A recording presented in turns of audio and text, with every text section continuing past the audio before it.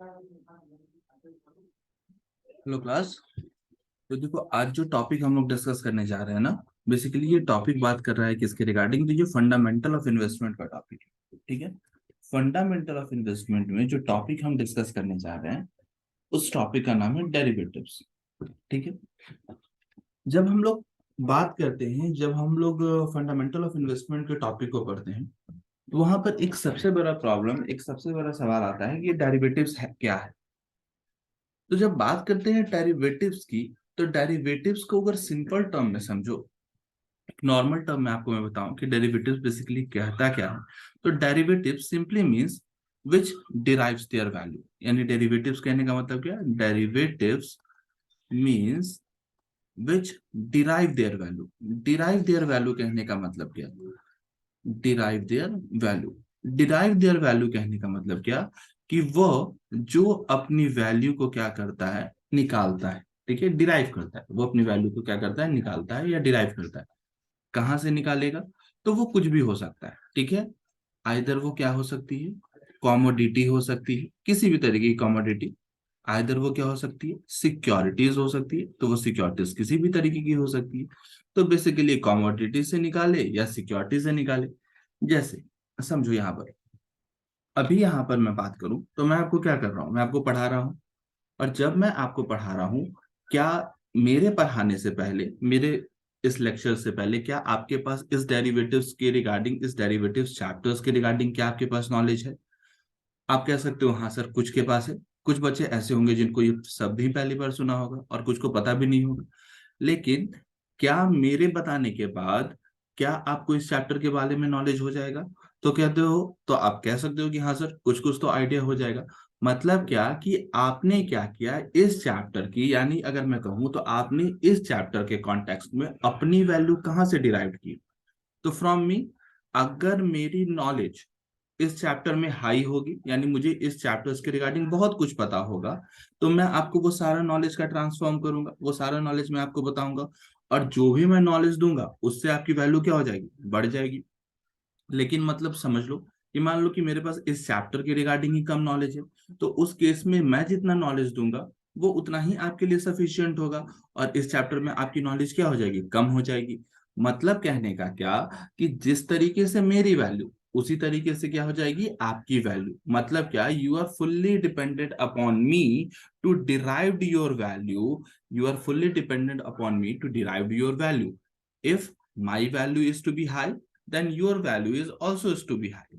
If my value is low, then your value is also low. मतलब क्या कि जैसे मेरे वैल्यू में चेंजेस आएगा, उसी तरीके से आपके वैल्यू में भी चेंज आएगा। तो लिटरली डेरिवेटिव्स क्या है, तो डेरिवेटिव्स कहने का मतलब क्या, कि डेरिवेटिव्स इज वन, यानी डेरिवेटिव कहने का मतलब क्या है, एक ऐसा शब्द जो कि डिराइव्ड किया जाएगा कहाँ से, तो एग्जिस्टिंग प्रोडक्ट से, which derived from an existing product, जो कि डिराइव्ड होगा किससे, तो एक एग्जिस्टिंग प्रोडक्ट से। अब बात आती है कि एग्जिस्टिंग प्रोडक्ट से क्या डिराइव करेगा। ठीक है। तो अगर आप बात करते हो डेरिवेटिव्स की, तो क्या ये फाइनेंशियल मार्केट का शब्द है? हाँ, फाइनेंशियल में इसका यूज होता है। क्या हमेशा से फाइनेंस में ही यूज होता है? तो नहीं, हमेशा से फाइनेंस में नहीं, इसके रिगार्डिंग बहुत सारे जगह इसका यूज किया गया है। तो सबसे पहले अगर बात करें कि in context to mathematics, mathematics में भी यूज है। मैथमेटिक्स की आप बात करते हो तो आपने देखा होगा कि कुछ इक्वेशंस दिए होते हैं। फॉर एग्जांपल के तौर पर मैं कलर का यूज कर रहा हूँ, पेन का। मान लो आपके पास इक्वेशन दिया हुआ है 5x² 4x+2 = 0। या फिर आपके पास कुछ इस तरीके का इक्वेशंस दिया हुआ है। मान लो 4x+3y = 0, 2x+3y = ये 10 है, और ये मान लो क्या 8 है। अब ये दो वेरिएबल हैं, और आप इस दोनों वेरिएबल का सहारा लेकर आप x और y की वैल्यू को एक्सट्रैक्ट आउट कर सकते हो या नहीं कर सकते हो? आप कहोगे कह सकते। कैसे? अगर मेरा इक्वेशन 4x+3y है और यहाँ 2x+3y है, तो इस इक्वेशन से x और y की वैल्यू हम निकालेंगे। ठीक है। अगर मान लो कि मेरा इक्वेशन 3x+8y = 10, 4x+6y = 9 रहे, तो क्या यहाँ पर जो x और y की वैल्यू होगी, क्या वो यहाँ पर के x y की वैल्यू के बराबर होगी? मे बी नॉट, पॉसिबिलिटीज नहीं है। क्यों? क्योंकि जैसा इक्वेशन वैसे एक्स वाई की यहाँ पर वैल्यू आएगी, यानी एक्स वाई की वैल्यू आएगी। मतलब क्या कि यहाँ पर अगर मैं आपसे बात करूं तो मैथमेटिक्स में भी एक्स और वाई की वैल्यू किस पर डिपेंड कर रही है, तो on the basis of the equation. So mathematical term में भी बात किया जाता है क्या, कि एक ऐसा वेरिएबल है जो अपनी वैल्यू को डिराइव करेगा किससे, एग्जिस्टिंग वेरिएबल से। जैसा एग्जिस्टिंग वेरिएबल वैसा कंपोनेंट का वैल्यू। अगर इक्वेशन ऐसा होगा तो एक्स और वाई की वैल्यू इसके अकॉर्डिंग होगी, अगर इक्वेशन इस टर्म में होगा तो एक्स और वाई की वैल्यू इस टर्म में होगी। मान लो कि इक्वेशन 40x प्लस 80y वाला रहता है, तो यहाँ पर x की वैल्यू अलग और y की वैल्यू अलग एक्सट्रैक्ट आउट होगी। मतलब क्या कि डेरिवेटिव सिंपल से टर्म में अगर मैं समझाऊं आपको, तो एक ऐसा टर्म है, ये एक ऐसा शब्द है, ये एक ऐसा कह सकते हो कंपोनेंट है जो कि अपनी वैल्यू को डिराइव करेगा किसी एग्जिस्टिंग प्रोडक्ट से। क्लियर?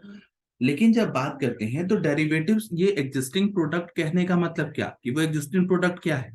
तो डेरिवेटिव जब बात करता है तो derivatives normal day to day life में एक कॉन्ट्रैक्ट के तौर पर साउंड होता है। ठीक है, ये क्या होता है, एक कॉन्ट्रैक्ट के टर्म पर साउंड होता है, जो कि अपनी प्राइस को डिराइव करता है किससे, तो अंडरलाइंग असेट से। ठीक है, अब ये अंडरलाइंग असेट्स क्या है, तो ये अंडरलाइंग असेट्स कहने का मतलब क्या, वो इंडिपेंडेंट वेरिएबल है जो कि चेंज करेगा। ठीक है, according to the market situation, according to the situations of the surroundings, ये अपने आप को चेंज करेगा। और जैसे ही इसमें चेंज आएगा, मेरे इस कॉन्ट्रैक्ट की वैल्यू में भी क्या आ जाएगा, चेंज आ जाएगा। फॉर एग्जाम्पल के तौर पर, कि अगर हम अंडरलाइंग असेट्स की बात करें तो ये दो तरीके का हो जाएगा। पहला कौन सा, फाइनेंशियल एसेट्स हो सकता है, और दूसरा क्या हो सकता है, आपको कमोडिटी हो सकता है। समझो, जैसे मान लो कि किसी कंपनी के शेयर की रेपुटेशन मार्केट में बढ़ रही है, यानी किसी कंपनी की गुडविल मार्केट में बढ़ रही है, उसके शेयर की वैल्यू क्या हो जाएगी, बढ़ जाएगी। किसी कंपनी की मार्केट में गुडविल घट रही है, उस कंपनी की शेयर्स की वैल्यू क्या हो जाएगी, कम हो जाएगी। मार्केट में अगर प्रोडक्ट की सप्लाई कम हो गई तो डिमांड क्या हो जाएगा। ऐसे समझो कि मान लो कि अगर किसी प्रोडक्ट की सप्लाई कम है और डिमांड ज्यादा है, तो उसकी प्राइस क्या हो जाएगी, बढ़ जाएगी या घट जाएगी, तो बढ़ जाएगी। अगर किसी प्रोडक्ट की सप्लाई ज्यादा है लेकिन डिमांड कम है, तो उसकी प्राइस बढ़ जाएगी या घट जाएगी, घट जाएगी। तो यहाँ पर आप कह सकते हो ना कि ये जो प्राइस है वो किस पर डिपेंड है, तो डिमांड और सप्लाई पर डिपेंड है। अगर डिमांड बढ़ रही है तो प्राइस बढ़ रही है, अगर डिमांड घट रही है तो प्राइस भी क्या हो रही है, घट रही है। तो बेसिकली डेरिवेटिव्स क्या करता है, इसी तरीके से अपनी वैल्यू को क्या करेगा, डिटरमाइन करेगा। ठीक है, लेकिन जब बात करते हो फंडामेंटल ऑफ इन्वेस्टमेंट के कॉन्टेक्स्ट में, तो यहां पर डेरिवेटिव्स जो बात करता है वो फाइनेंशियल टर्म में बात करता है। जब फाइनेंशियल टर्म में आप डेरिवेटिव्स की बात करते हो, तो डेरिवेटिव्स मेनली क्या है, तो एक तरीका का प्रोडक्ट। सिंपल से टर्म में समझो, एक तरीका का प्रोडक्ट। आगे जाकर मैं आपको यह बोलूंगा कि डेरिवेटिव प्रोडक्ट नहीं बल्कि डेरिवेटिव्स क्या है, तो एक तरीका का कॉन्ट्रैक्ट है। डेरिवेटिव्स क्या है, एक तरीका का कॉन्ट्रैक्ट है, जो कि अपनी वैल्यू को डिराइव करेगा किससे, तो फ्रॉम द एग्जिस्टिंग प्रोडक्ट। ठीक है, इन फाइनेंशियल कॉन्टेक्स्ट की बात करो तो फाइनेंशियल कॉन्टेक्स्ट में एग्जिस्टिंग प्रोडक्ट क्या होंगे, तो वो सारे प्रोडक्ट जो कि किससे रिलेटेड होंगे, फाइनेंस से रिलेटेड होंगे। और फाइनेंस से कौन कौन सा प्रोडक्ट रिलेटेड होगा, तो अब बोलोगे कि सर फाइनेंस से रिलेटेड तो बस एक ही प्रोडक्ट होगा, that is consider as a क्या, फाइनेंशियल इंस्ट्रूमेंट। ठीक है, अब मैं बोलूंगा कि फाइनेंशियल इंस्ट्रूमेंट क्या है, तो आप कहोगे कि सर वही treasury bill, commercial paper, bond, equity, interest हो सकता है। यानी वो डेरिवेटिव्स का कॉन्ट्रैक्ट जो कि अपनी वैल्यू को डिराइव करेगा किससे, अंडरलाइंग फाइनेंशियल एसेट से, मतलब क्या, फाइनेंशियल इंस्ट्रूमेंट से, लाइक ट्रेजरी बिल से, लाइक कमर्शियल पेपर से, लाइक बॉन्ड से, लाइक इक्विटी से, लाइक इंटरेस्ट रेट से। तो वो सारे जो टर्म होंगे, that term is consider as a क्या, फाइनेंशियल डेरिवेटिव्स। ठीक है, वहीं पर अगर ये अपनी वैल्यू को डिराइव कर रहा है किससे, गोल्ड से, बुलिन से, वीट से, राइस से, तो ये क्या हो जाएगा, आपका हो जाएगा ये कमोडिटी डेरिवेटिव्स। ठीक है, लेकिन अब भी ये क्लियर आपको नहीं हो रहा होगा कि डेरिवेटिव्स काम कैसे करेगा और ये किस तरीके से हम डेरिवेटिव करेंगे और क्या अपनी वैल्यू को डिराइव करेगा। तो वो कॉन्ट्रैक्ट जो कि दो पार्टीज के बीच में हुआ है, वो अपनी वैल्यू को डिराइव करेगा उस अंडरलाइन असेट्स के टर्म से। क्लियर? इसको मैं अभी क्लियर करूंगा आगे आने वाले एग्जांपल्स में, जो कि अभी आप कुछ देर में देखोगे। ठीक है। अब जब तक हमने यहां तक पढ़ा तो यहां से तो एक चीज समझ में आया क्या, कि जब डेरिवेटिव्स की बात करोगे तो डेरिवेटिव्स के अंदर जो भी कॉन्ट्रैक्ट होगा या डेरिवेटिव्स के अंदर जो भी टर्म्स आएंगी, उनका कोई भी डिपेंडेंट वैल्यू नहीं होगा। मतलब क्या, कि उसकी अपनी वैल्यू नहीं होगी। मतलब क्या, they have no independent value, उसकी वैल्यू क्या होगी, इंडिपेंडेंट नहीं होगी। इंडिपेंडेंट नहीं होने का मतलब क्या, कि ये अपनी वैल्यू हमेशा डिराइव करेगा किससे, तो अंडरलाइंग असेट से। एग्जाम्पल के तौर पर ले लेते हैं, मान लो अभी हमने बताया ना, कि मान लो कि किसी प्रोडक्ट की डिमांड क्या हो रही है, मार्केट में ज्यादा हो रही है, तो कंपनी क्या करेगी, उसके प्राइस को इंक्रीज कर देगी। अगर किसी प्रोडक्ट की डिमांड मार्केट में कम हो रही है, तो कंपनी उसके प्राइस को क्या करेगी, घटा देगी। अब यहाँ बताओ तो ये प्राइस का बढ़ना और घटना किस पर डिपेंड है, तो आप कहोगे सर डिमांड पर डिपेंड है। यानी अगर मैं तुमसे पूछूं कि कैसे डिपेंड आप कह रहे हो डिमांड पे, तो आप कहोगे सर डिमांड देखिए बढ़ा तो प्राइस बढ़ गया। आप कहोगे सर देखिए डिमांड घटा तो प्राइस घट गया। मतलब क्या, कि price is a dependent factor, where as a demand is in क्या, इंडिपेंडेंट फैक्टर। यानी डिमांड क्या कर रहा है, मार्केट में रेगुलेट कर रहा है किस चीज को, प्राइस को। तो डेरिवेटिव्स कहने का ही मतलब है कि जहां पर उसका कोई डिपेंडेंट वैल्यू नहीं होगा, उसकी कोई इंडिपेंडेंट वैल्यू नहीं होगी, यहां पर प्राइस का कोई इंडिपेंडेंट वैल्यू नहीं है, अपना इंडिपेंडेंट वैल्यू नहीं है। ये हमेशा डिपेंड किस पर कर रहा है, तो डिमांड पे कर रहा है। ठीक है, यानी डिमांड बढ़ेगा तो प्राइस बढ़ जाएगा, डिमांड घटेगा तो प्राइस घट जाएगा। लेकिन इस डेरिवेटिव्स को कहाँ डिस्कस किया गया, या फिर जब हम डेरिवेटिव्स पढ़ रहे हैं तो फाइनेंशियल कॉन्टेक्स्ट में डेरिवेटिव्स कहाँ आता है। तो फाइनेंशियल कॉन्टेक्स्ट की बात करें तो इसको सिक्योरिटीज कॉन्ट्रैक्ट रेगुलेशन एक्ट 1956 के तहत क्या किया गया है, डिफाइन किया गया है। ठीक है, इसमें इन्होंने क्या कहा, कि सिक्योरिटीज किसके रिगार्डिंग ये बात कर रहा है, सिक्योरिटीज के रिगार्डिंग बात करेगा। डिराइव्ड फ्रॉम अ डेप्ट इंस्ट्रूमेंट, यानी सिक्योरिटी जो कि अपनी वैल्यू को डिराइव करेंगे डेप्ट इंस्ट्रूमेंट से, शेयर से, लोन से, चाहे वो लोन सिक्योर्ड हो या फिर अनसिक्योर्ड हो, रिस्क इंस्ट्रूमेंट हो, और कॉन्ट्रैक्ट फॉर डिफरेंसेस और any other form of securities. यानी वो सिक्योरिटीज जो अपनी वैल्यू को डिराइव कर रहे हैं किससे, डेप्ट इंस्ट्रूमेंट से, शेयर से, लोन से, चाहे वो सिक्योर्ड लोन हो या फिर अनसिक्योर्ड लोन हो, रिस्क कॉन्ट्रैक्ट हो, रिस्क इंस्ट्रूमेंट हो, और या फिर किसी अदर फॉर्म ऑफ सिक्योरिटीज हो, जिससे किसी भी सिक्योरिटीज की वैल्यू को आप डिराइव कर लोगे, वो क्या कहला जाएगा, डेरिवेटिव्स कहला जाएगा। इन्होंने ये और क्या कहा, कि ये कॉन्ट्रैक्ट है जो कि डिराइव्स करेगा अपनी वैल्यू फ्रॉम द प्राइजेस और index of the prices of an underlying assets. यानी कि ये सिंपली क्या होगा, कॉन्ट्रैक्ट होगा। अब जब जैसे ही कॉन्ट्रैक्ट की बात कही तो आपने पढ़ा होगा कि कॉन्ट्रैक्ट क्या होता है, तो कॉन्ट्रैक्ट हमेशा होगा दो पार्टीज के बीच में। ठीक है, यानी पार्टी ए और पार्टी बी। और यहाँ पार्टी ए और पार्टी बी जब एक दूसरे के साथ कॉन्ट्रैक्चुअल रिलेशनशिप में आएंगे, तो यहाँ पर जिस टर्मोलॉजी पर वो कॉन्ट्रैक्चुअल रिलेशनशिप में आएंगे, वो कॉन्ट्रैक्चुअल रिलेशनशिप अपनी वैल्यू को किसी दूसरे असेट से क्या करेगी, अपनी वैल्यू को डिराइव करेगी। क्लियर है। अब इंडिया में ये कॉन्सेप्ट किसके द्वारा लाया गया, तो इंडिया में जो कॉन्सेप्ट लाया गया on the recommendations of doctor LC Gupta committee के द्वारा लाया गया। और इन्होंने ही कहा क्या, कि हमारे यहाँ डेरिवेटिव्स होना चाहिए। ठीक है, लेकिन ऐसा क्या रीजन हो गया कि डेरिवेटिव्स की जरूरत हो गई। तो देखो बेटा, आप जानते हो क्या, कि मार्केट में बहुत सारे रिस्क होते हैं। ठीक है, क्या मेरे रिलेटेड रिस्क है, आप कहोगे हाँ सर बिल्कुल आपके रिलेटेड रिस्क है। आप बाहर जा रहे हो, आप डेली कॉलेजेस जाते हो, आप रोड पर जाते हो सकता है कि आपका एक्सीडेंट हो जाए, रिस्क है। तो क्या मैं अपने रिस्क को एलिमिनेट कर सकता हूँ, आप कहोगे हाँ सर एकदम एलिमिनेट कर सकते हो। मैं बोलूंगा किस तरीके से, आप बोलोगे सर इंश्योरेंस ले लीजिए ना, इंश्योरेंस ले लीजिए। मैं बोलूंगा उससे क्या होगा, तो आप बोलोगे सर दो इंश्योरेंस आप ले सकते हो, आइदर अगर आप हेल्थ इंश्योरेंस ले लिए तो अगर एक्सीडेंट वगैरह हुआ, आपकी पैर हाथ टूट गई, तो उस केस में क्या होगा, इंश्योरेंस कंपनी उसका इलाज कर देगी। मैंने बोला बात सही है। आपने कहा क्या, कि सर अगर मान लीजिए दुर्भाग्यवश आपकी मृत्यु हो जाती है, तो उस केस में इंश्योरेंस कंपनी आपके बाद आपके पेरेंट्स की, आपकी फैमिली की क्या करेगी, फाइनेंशियल इनसिक्योरिटीज को क्या करेगी, फुलफिल करेगी। मैंने बोला ये भी बहुत अच्छी बात है। मतलब क्या, कि मैं अपने रिस्क को एलिमिनेट कर सकता हूं।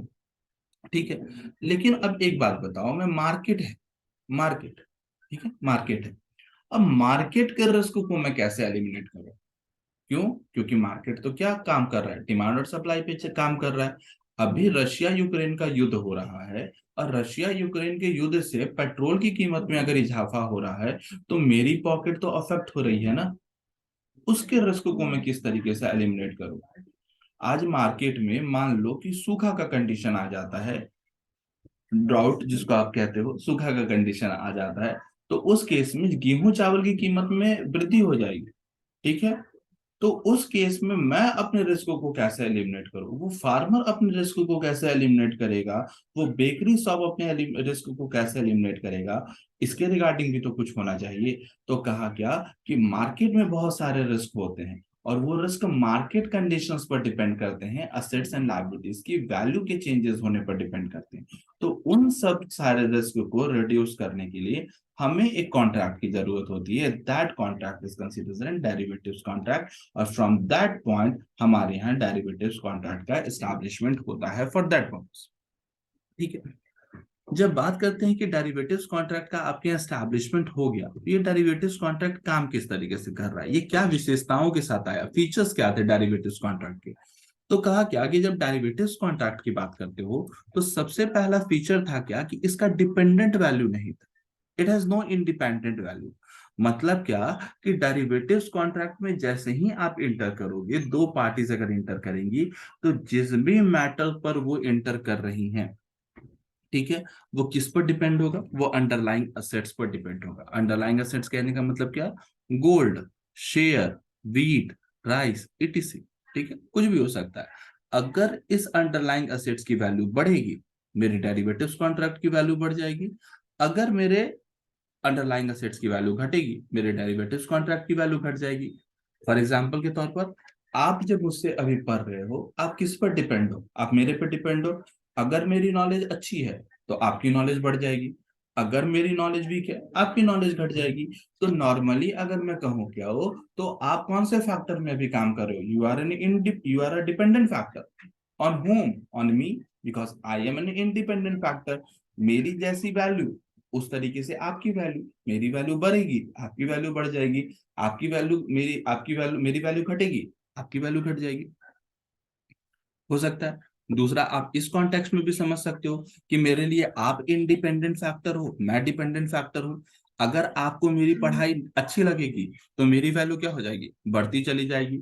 मेरे लेक्चर्स को सुनने के लिए ज्यादा लोग आएंगे, मेरे लेक्चर्स आपको पसंद आएंगे, आप बार बार मेरे वीडियोस को देखोगे, आप बार बार मेरे लेक्चर्स को सुनोगे, तो मेरी मेरी वैल्यू क्या होगी, बढ़ती चली जाएगी। लेकिन अगर वही मेरे लेक्चर्स आपको पसंद नहीं आएंगे, तो मेरी वैल्यू बढ़ेगी या घटेगी, आप ऑटोमेटिक कहोगे कि सर घट जाएगी वैल्यू। तो बेसिकली क्या कि यहाँ पर मेरी वैल्यू किस पर डिपेंड है, आप पर डिपेंड है ना।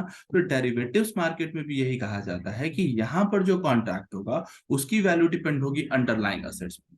अगर अंडरलाइंग असेट्स की वैल्यू इंक्रीज करेगी, डेरिवेटिव्स की भी वैल्यू इंक्रीज कर जाएगी। लेकिन अगर अंडरलाइंग असेट्स की वैल्यू घटेगी तो डेरिवेटिव्स की भी वैल्यू घट जाएगी।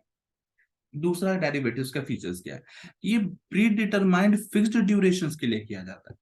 फिक्स्ड ड्यूरेशंस के लिए किया जाने का मतलब क्या, कि जब डेरिवेटिव्स कॉन्ट्रैक्ट आप करते हो तो ये long term period of time के लिए नहीं किया जाएगा, ये एक फिक्स्ड ड्यूरेशंस के लिए किया जाएगा, और उस फिक्स्ड ड्यूरेशंस के अंदर क्या हो जाएगा, ये एक्सपायर्ड हो जाएगा। मतलब क्या कि मान लो कि अगर आपने किसी के साथ 4 महीने के लिए कॉन्ट्रैक्ट किया, तो 4 महीने तक ही ये कॉन्ट्रैक्ट वैलिड रहेगी। या फिर अगर किसी खास पर्पस के साथ आपने कॉन्ट्रैक्ट किया, तो वो पर्पस के अकम्पलिश तक ही वो कॉन्ट्रैक्ट वैलिड रहेगा। लेकिन जैसे ही पर्पस अकम्पलिश हो जाता है या फिर टाइम पीरियड एक्सपायर्ड हो जाता है, ये डेरिवेटिव्स कॉन्ट्रैक्ट भी अपने आप खत्म हो जाएगा। ठीक है। अब इसी बेसिस पर ना डेरिवेटिव्स कॉन्ट्रैक्ट 4 तरीके से किया जाता है। एक फ्यूचर कॉन्ट्रैक्ट किया जाता है, एक फॉरवर्ड डेरिवेटिव्स कॉन्ट्रैक्ट किया जाता है, एक ऑप्शंस डेरिवेटिव्स कॉन्ट्रैक्ट किया जाता है, और एक स्वैप डेरिवेटिव्स कॉन्ट्रैक्ट किया जाता है, जो कि अभी हम आगे आने वाले लेक्चर्स में पढ़ेंगे। तीसरा फीचर्स क्या है, तो ये कॉन्ट्रैक्ट फुलफिलमेंट पर काम करता है। अभी मैंने आपको बताया कॉन्ट्रैक्ट, कॉन्ट्रैक्ट क्या होता है, तो इसको डिफाइन किया गया था कहां पर, तो section 2 subsection H of Indian contract act. क्या कहा था, an agreement which is enforceable by law is termed as contract. इसके कुछ लीगल रूल्स आपने पढ़े थे, और वहां पर सबसे पहला लीगल रूल क्या था, at least 2 party required for the purpose of making of a contract. मतलब क्या कि जब भी आप डेरिवेटिव्स कॉन्ट्रैक्ट में इंटर करोगे, मिनिमम आपको कितने पार्टीज की रिक्वायर्ड होगी, तो मिनिमम आपको 2 पार्टीज की रिक्वायर्ड होगी, किसके लिए, तो for the fulfilment of the contract. और जैसे ही फुलफिलमेंट ऑफ द कॉन्ट्रैक्ट की बात कर रहे हो तो कॉन्ट्रैक्ट क्या होता है, तो कॉन्ट्रैक्ट कहने का मतलब क्या होता है, एग्रीमेंट जो कि कहां से इन्फोर्स किया गया है, तो which is enforceable by law, है ना, जिसको कि लॉ के द्वारा क्या गया है, इन्फोर्स किया गया है। और जैसे ही लॉ के द्वारा इन्फोर्स किया गया है ये कैसा साउंड करेगा, तो इट इज लीगली बाउंड, ये क्या हो जाएगा, लीगली बाउंड होगा ना। और जब लीगली बाउंड होगा बेटा तो ये क्या होगा, आपको तो इसको फुलफिल करना ही होगा। और ये फुलफिल करना होगा आपको ऑब्लिगेशंस को कितने टाइम में, तो with in a specified period of time. तो यानी ये कॉन्ट्रैक्ट फुलफिलमेंट के पर्पस पे काम करता है। साथ ही साथ अगर आप बात करते हो डेरिवेटिव्स की, तो ये लिंक्ड अप होता है किससे, तो वैल्यू ऑफ स्पेसिफाइड रियल और फाइनेंशियल असेट्स और to the index of the securities. अभी आपको बताया जिसको कि हम किस नाम से जानते हैं, अंडरलाइंग असेट्स के नाम से भी जानते हैं। साथ ही साथ जब आप डेरिवेटिव्स कहते हो तो ये लो, वेरी लो इन्वेस्टमेंट की जरूरत होती है यहाँ पर, या फिर कभी कभी इन्वेस्टमेंट की जरूरत भी नहीं होती। फॉर एग्जाम्पल के तौर पर मान लो कि ए है, ठीक है, दूसरा क्या है, बी है।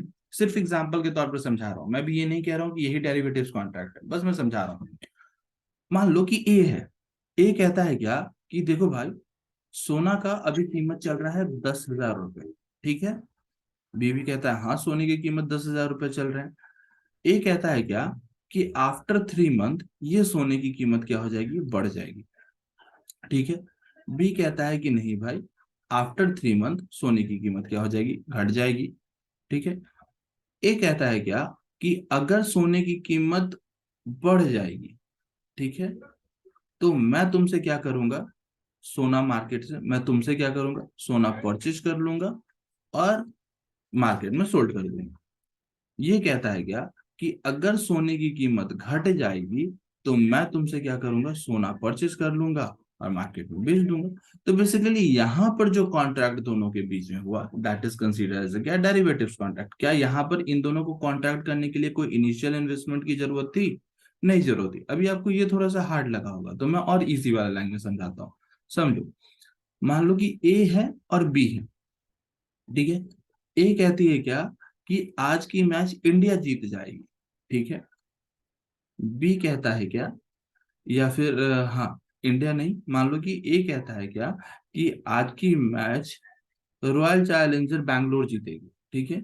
बी कहता है क्या, नहीं आज की मैच चेन्नई सुपर किंग जीतेगी। ए कहता है क्या, कि अगर चेन्नई सुपर किंग आज जीत जाती है तो मैं तुम्हें कितना दे दूंगा, 1,000 रुपए दूंगा। बी कहता है क्या, कि अगर आज की मैच आरसीबी जीत जाती है तो मैं तुम्हें कितना दे दूंगा, 1,000 रुपए दूंगा। क्या इनिशियल टाइम पे दोनों के पास 1,000 रुपए है, नहीं है।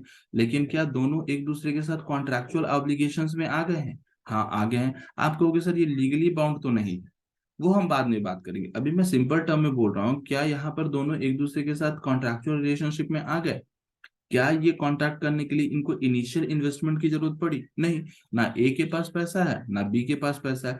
लेकिन अब ये आरसीबी और सीएसआर के मैच पर डिपेंड करता है कि दोनों के बीच में से पैसे का आउटफ्लो और इनफ्लो किस तरीके से होगा, ठीक है। साथ ही साथ it also enhance the liquidity, ये लिक्विडिटी को बढ़ाता है और साथ ही साथ प्रोडक्ट इनोवेशन पर भी काम करेगा। क्लियर है। अब यहाँ पर बात आता है क्या, कि ठीक है डेरिवेटिव्स कॉन्ट्रैक्ट तो मार्केट में आया, आपने देखा क्या कि हमें मार्केट में क्या करना था, कि हमारे पास अंडरलाइंग असेट्स मार्केट में है, मार्केट के रिस्क है, और मार्केट के रिस्क को एलिमिनेट करने के लिए हमें किसकी जरूरत थी, तो डेरिवेटिव्स कॉन्ट्रैक्ट की जरूरत थी, ठीक है। लेकिन जब मार्केट के रिस्क को एलिमिनेट करने के लिए डेरिवेटिव्स कॉन्ट्रैक्ट की जरूरत थी, तो डेरिवेटिव्स कॉन्ट्रैक्ट किस तरीके से ग्रो कर गया, रीजन क्या था ग्रो करने का, या फिर वो कौन कौन से फैक्टर्स थे जिन्होंने डेरिवेटिव्स को ग्रो करने में मदद की। तो सबसे पहला, instability in the financial market, financial market में स्टेबिलिटी नहीं है। फाइनेंशियल मार्केट में स्टेबिलिटी नहीं होने का मतलब क्या, कि मार्केट में शेयर्स की कीमत बढ़ती घटती रहती है। कभी बुल का कंडीशन हो जाता है तो कभी बियर का कंडीशन होता है।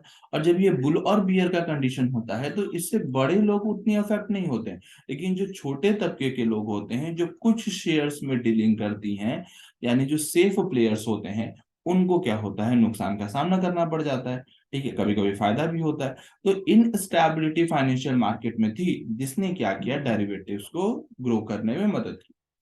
दूसरा, ग्लोबलाइजेशन हुआ और साथ ही साथ इंटरडिपेंडेंस हुआ, इंटरनेशनल मार्केट हुआ। पहले हम क्या थे कि domestic territory of a country तक ही सीमित थी, लेकिन आफ्टर द एलपीजी मॉडल क्या हुआ, हम एक्सपेंड किए और हमने क्या किया, पूरे विश्व को ही अपना क्या बना लिया, बाजार बना लिया। ग्लोबलाइजेशन के कारण क्या हुआ कि डेरिवेटिव सेक्टर्स मूव में आया। साथ ही साथ डिक्लाइनिंग हुई ऑपरेशंस कॉस्ट में, ऑपरेटिंग कॉस्ट यानी day to day operation cost की क्या हो गई, कमी हुई। और ऑपरेटिंग कॉस्ट की कमी ने भी क्या किया, डेरिवेटिव्स मार्केट को ग्रो करने में मदद की। साथ ही साथ फाइनेंशियल इनोवेशंस हुए डेरिवेटिव्स मार्केट में। फाइनेंशियल इनोवेशंस कहने का मतलब क्या, कि अब रिस्क और रिटर्न को बेसिकली ऑप्टिमाइज किया गया।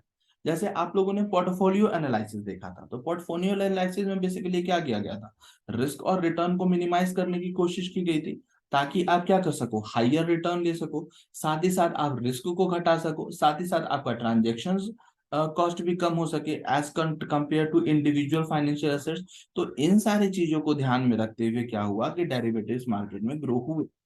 साथ ही साथ एजुकेशन और अवेयरनेस, ठीक है, एजुकेशन और अवेयरनेस प्रोग्राम चलाए। पहले क्या था कि लोगों को डेरिवेटिव्स के बारे में जानकारी नहीं थी, लेकिन जैसे जैसे मार्केट का ग्रो हुआ, जैसे जैसे इन्वेस्टमेंट अपॉर्चुनिटीज बढ़ती गई, उसी तरीके से एजुकेशन और अवेयरनेस प्रोग्राम भी चलाए गए। जिसका आप एक एग्जांपल यह भी ले सकते हो कि आपके सिलेबस में भी इसको एक पार्ट दिया गया है कि आप जान सको डेरिवेटिव्स। तो बेसिकली ये एजुकेशनल और अवेयरनेस प्रोग्राम के रिगार्डिंग, और साथ ही साथ development of more sophisticated risk management tools, जिसने क्या किया कि आपको wider choice of risk management strategy the investors को, एजेंट को, जिसने क्या किया, डेरिवेटिव सेक्टर को ग्रो कर दिया। क्लियर है। अब यहाँ पर बात आता है कि ठीक है, डेरिवेटिव्स का ग्रो तो हुआ, लेकिन डेरिवेटिव्स कौन कौन काम कर रहा था।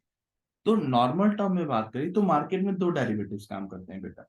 एक डेरिवेटिव्स होता है फाइनेंशियल डेरिवेटिव्स, और दूसरा डेरिवेटिव्स होता है commodity derivatives. Financial derivatives is the combination of two words. The first word is considered as finance and the second word is considered as क्या, derivatives। फाइनेंस, फाइनेंस कहने का मतलब क्या, कि फाइनेंस कहने का मतलब क्या, financial assets like stock, bond, treasury bills. Wells derivatives कहने का मतलब क्या, कि विच डिराइव्स देयर वैल्यू। यानी फाइनेंशियल इंस्ट्रूमेंट जब अपनी वैल्यू को किसी अंडरलाइंग असेट से डिफाइन करेंगे, तो वो डेरिवेटिव्स क्या कहलाएगा, फाइनेंशियल डेरिवेटिव्स कहलाएगा। अब ये फाइनेंशियल डेरिवेटिव्स है क्या, तो it is the type of financial instrument जो कि अपनी प्राइस को डिटरमाइन करेंगे on the value of financial assets. या फिर आप कह सकते हो कि this financial assets means equity, bond, securities, treasury bills, bonds, notes. इसकी मदद से वो अपनी वैल्यू को क्या करेंगे, डिटरमाइन करेंगे। ठीक है। अभी इंडिया में ये किसके द्वारा इंट्रोड्यूस किया गया, तो डॉक्टर एलसी गुप्ता कमेटी के द्वारा, आपको मैंने बता दिया। लेकिन वहीं पर कॉमोडेटिव डेरिवेटिव्स की बात करो, तो कॉमोडेटिव डेरिवेटिव्स में बेसिकली क्या होगा कि ये अपनी वैल्यू को डिराइव करेंगे किससे, अंडरलाइंग एसेट से ही। लेकिन वो अंडरलाइंग एसेट्स क्या होगी, कॉमोडिटी होगी। एग्जाम्पल के तौर पर राइस हो सकता है, कॉपर हो सकता है, गोल्ड हो सकता है, स्पीसीज हो सकते हैं, स्पाइसेस बेसिकली क्रूड ऑयल हो सकते हैं। और इनके वैल्यू में अगर चेंज आएगी, तो यहाँ पर कॉन्ट्रैक्ट की वैल्यू में भी चेंज आएगी। अगर इन अंडरलाइंग असेट्स के वैल्यू में चेंज नहीं आती है, कॉन्ट्रैक्ट के वैल्यू में भी चेंजेस नहीं आएंगे। अगर इस अंडरलाइंग असेट्स का वैल्यू बढ़ेगा, कॉमोडिटी डेरिवेटिव्स की भी वैल्यू बढ़ेगी। अगर अंडरलाइंग असेट्स की वैल्यू घटेगी, तो कॉमोडिटी डेरिवेटिव्स की वैल्यू भी घटेगी। अब बेसिकली बात आता है कि कॉमोडिटी डेरिवेटिव्स यूज मेनली किसके द्वारा किया जाएगा, तो ये मेनली जो यूज होता है ना, ये फार्मर्स के द्वारा होता है यूज। क्यों, ताकि वो अपने रिस्क को प्रोटेक्ट कर सके। अब आपके दिमाग में आएगा, सर फार्मर्स को क्या रिस्क, फार्मर्स को तो रिस्क नहीं होता होगा। लेकिन फार्मर को रिस्क होता है। क्या रिस्क होता है, तो मान लो कि फार्मर्स ने खेती की, ठीक है, मान लो फार्मर्स ने खेती की, गेहूं की खेती कर रहे हैं फार्मर्स, ठीक है। फार्मर्स ने देखा क्या कि खेती जब जिस समय फसल लगा रहे हैं, उन्हें पता है कि गेहूं मार्केट में 50 रुपए केजी बिक रहा है, यानी सोल्ड हो रहा है। लेकिन आफ्टर 3 इयर्स, या फिर खेती कितने दिन में हो जाएगी कंप्लीट, तो मान लो कि 4 महीने या 5 महीने के बाद फसल आ जाएगा। क्या मार्केट में 5 महीने के बाद गेहूं की कीमत 50 रुपए केजी ही रहेगी? आप कहते हो नहीं सर, 50 रुपए केजी रह सकती है। मैं बोलूंगा क्या बढ़ेगा, नहीं, आप कह सकते हो बढ़ेगा। मैं कहता हूँ घटेगा, नहीं, आप कह सकते हो घटेगा। अब यहाँ पर रिस्क है या नहीं, आप कहोगे है सर। क्यों, अगर बढ़ गया तब तो फार्मर को फायदा, अगर घट गया तो फार्मर को नुकसान हो जाएगा। क्यों? और फार्मर को नुकसान होगा तो क्या होगा? फार्मर्स प्रोडक्शन नहीं कर पाएंगे, उनको उचित लागत नहीं मिलेगा, उचित लागत नहीं मिलने के कारण वो लोन्स का पेमेंट नहीं कर सकते, उनको बहुत सारा प्रॉब्लम्स हो सकता है। तो जिन सब चीजों के कारण डेरिवेटिव्स को इंट्रोड्यूस किया गया। अब आपके दिमाग में आएगा सर कि फाइनेंशियल में क्यों? क्योंकि देखो, अब फाइनेंस में मान लो कि मैंने शेयर खरीदा, 100 रुपए का शेयर खरीदा मान लो मैंने, लेकिन मार्केट कंडीशन चेंज हो गया। हो सकता है कि मार्केट कंडीशन अच्छा हो तो मेरे शेयर की कीमत कितनी हो जाएगी, 150 रुपया, मेरे को फायदा। लेकिन मान लो कि मार्केट कंडीशन खराब हो गया, यूक्रेन रशिया का युद्ध, अब एटम बम गिर गया है मान लो, तो शेयर की कीमत क्या हो जाएगी, घट जाएगी ना। तो उस केस में मुझे नुकसान होगा। तो मैं तो एज एन इन्वेस्टर, मेरा क्या उद्देश्य हो गया, अपने रिस्क को प्रोटेक्ट करना। तो मैं अपने रिस्क को प्रोटेक्ट करने के लिए कहां पर एंटर करूंगा, डेरिवेटिव्स मार्केट में। तो बेसिकली दो तरीके के डेरिवेटिव्स मार्केट। अब जब डेरिवेटिव्स मार्केट में एंटर करोगे ना, तो यहाँ प्लेयर्स आते हैं, ठीक है। तो कितने तरीके के प्लेयर होंगे, तो there mainly three types of player, ठीक है। पहला प्लेयर का नाम होता है हेजर, दूसरा प्लेयर का नाम होता है speculators, and the third player name is consider as the क्या, आर्बिट्रेजर्स, ठीक है। अब ये तीनों होते कौन है और ये कैसे काम करते हैं, ये हम देखेंगे नेक्स्ट क्लास में। आज की क्लास के लिए इतना ही। Thank you for the class guys.